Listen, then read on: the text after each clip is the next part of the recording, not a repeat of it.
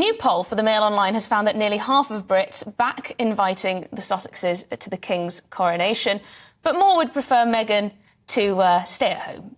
And just 26% wanted Prince Andrew to attend. That's quite a lot, actually, with 41% against it. To discuss this, I am joined by royal commentator and international correspondent Judita DaSilva. Thank you very much indeed, Judita, for joining us. So what do you make of this polling that shows that people aren't too bothered, maybe, about whether the Sussexes turn up?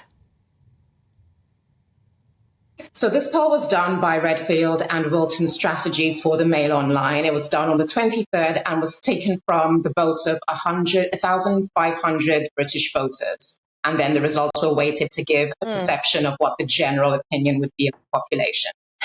When you think about what it's actually dealing with, the attendance of the coronation is public property. Historically, from when we studied it in school about British history, it's when you get a litmus test for the favour the people have for their incoming monarch.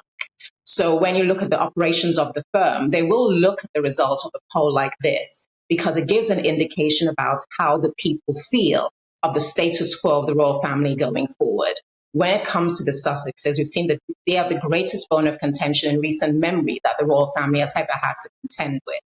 So understanding that the people, based on this poll, would rather, they do want the Sussexes invited, or they would rather Harry come than Harry and Meghan come. That is, the actual practicality of that happening is, I would say, pretty much nil, because we've seen from their operations as a unit since their exit from royal duties, they're a package deal and they're unified in everything going forward. And also the understanding of us asking the son of the future king to attend without his wife and the mother of his children is somewhat ridiculous. But then again, like I said, a coronation is public property. If you are not seen to listen to the opinion and the will of the people, you're in very dangerous territory, because the royal family exists according to that. They're furnished by the taxpayer's wallet, which is basically the people's. And so if you're seen to buck their opinions or their desires, you don't function within the parameters of your position, and that can be problematic. So I do think the buoyancy of this option will be explored by the firm, but will it go forward to actual tangible action? I strongly doubt it. Yes, I think you're right.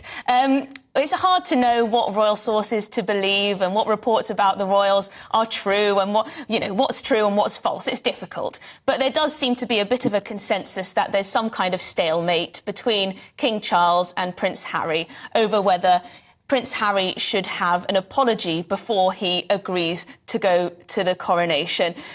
The King is in a pretty tricky situation.